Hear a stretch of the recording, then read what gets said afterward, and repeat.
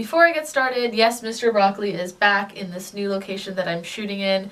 I moved my filming situation into my bathroom for two reasons. One, because haha, I'm filming in the bathroom where I spend so much time. And two, because the lighting is better in here and I can only shoot when it's already dark outside.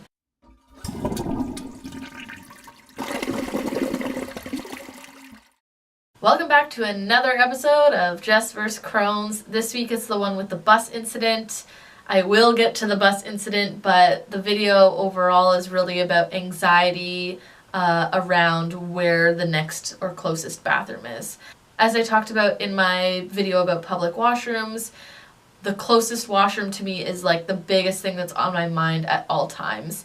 Even when I don't have to go to the bathroom, I'm still thinking about where I could go, where I could get off the subway, how close the bathroom is. And the issue with the bus incident is really about my anxiety around public transit. I'm going to talk about that one specific story, but also another story, because it's not actually just about public transit, even though I just said that.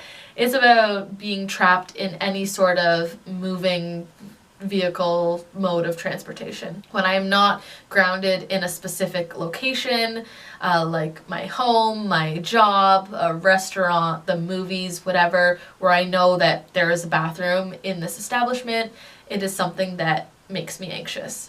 So the first story, the bus incident. The plan was to go and see my sister in Hamilton for the weekend. I think this was a couple years ago, and the quickest and easiest and best way to get to Hamilton is, or was and is, the express bus from Union Station to pretty much on campus at McMaster. Anyway, I feel like I was probably leaving work or something. I honestly don't remember anymore why I was rushing to Union, but I got to Union and I realized that I was starving and needed to eat.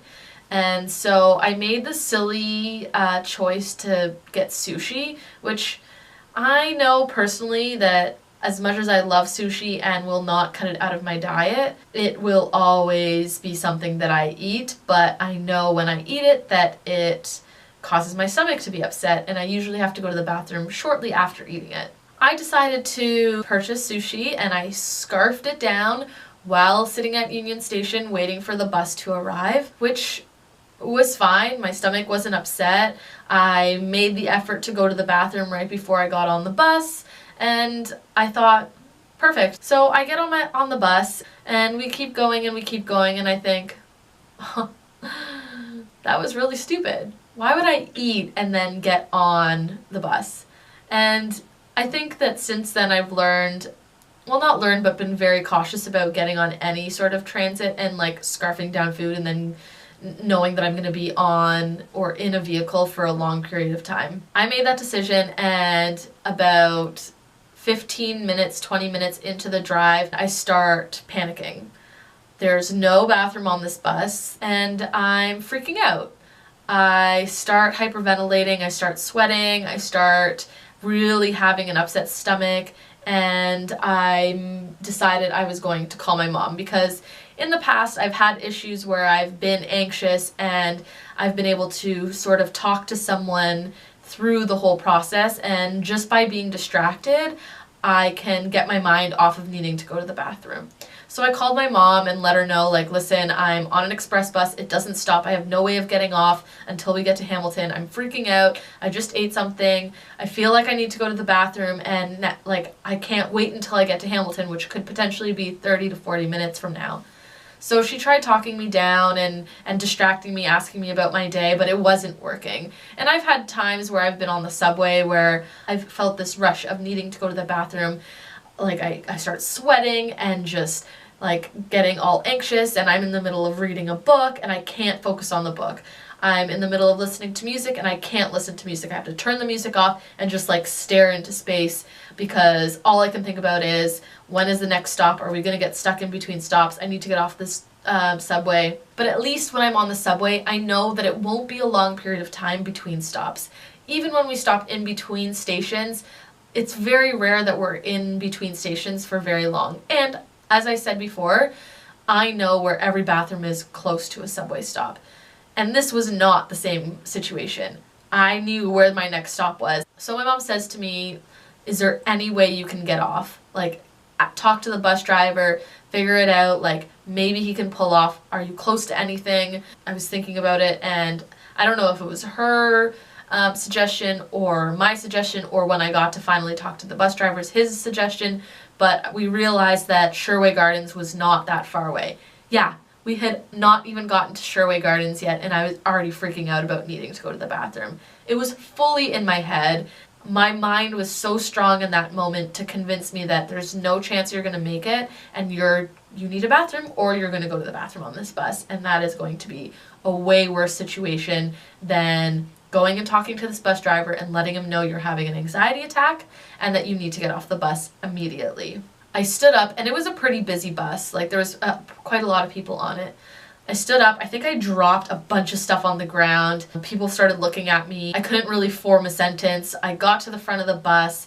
I said, listen, I'm having an anxiety attack. I know that this is an express bus and you're not supposed to stop, but like, I need to get off. And I think that although I was having an anxiety attack, the conversation with the driver was really calm, because I understood that this was like not protocol for him to be able to stop. So I just said, listen, I need to get off. He said, not a problem, I understand.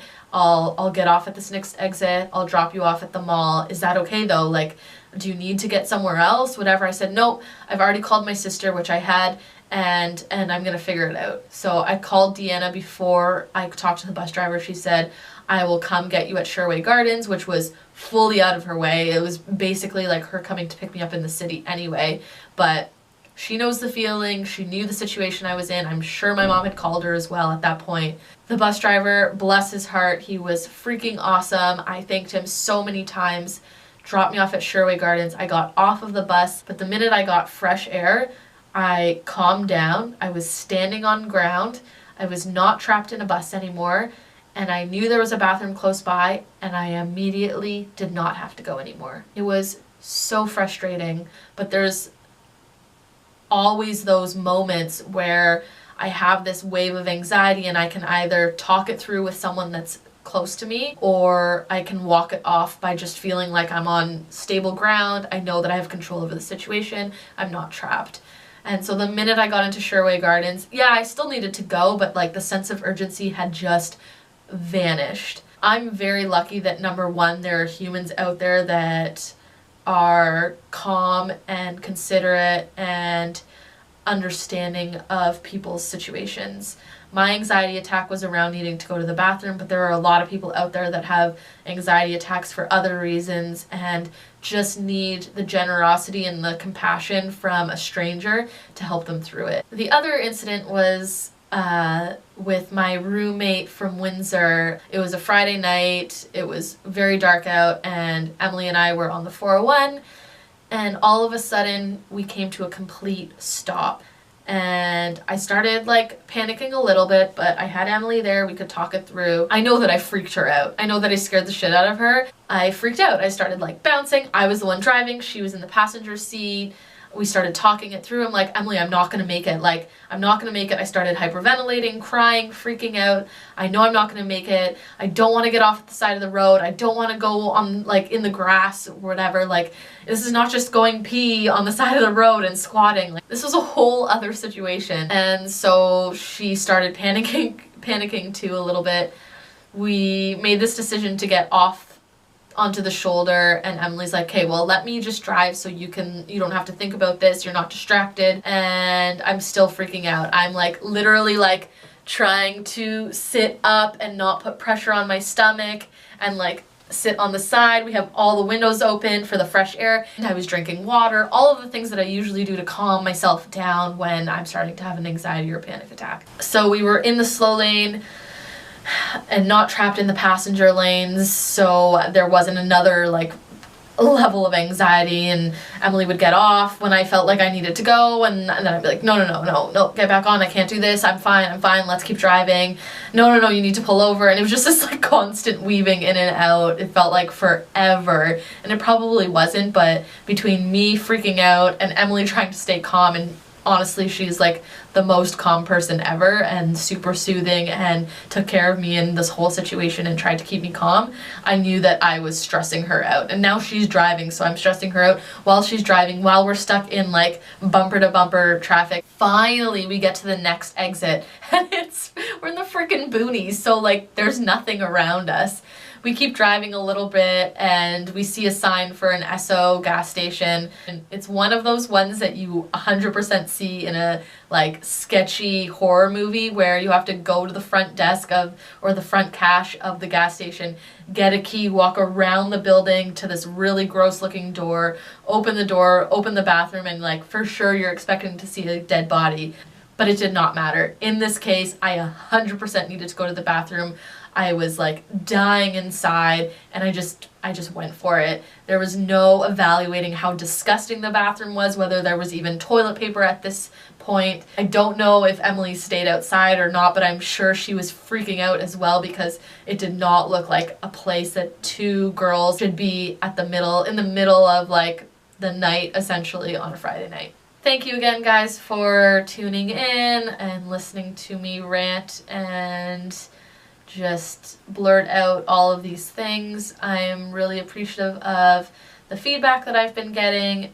So yeah, thank you again for another week, and me and Mr. Broccoli are gonna go lay on the couch for a little bit. Bye!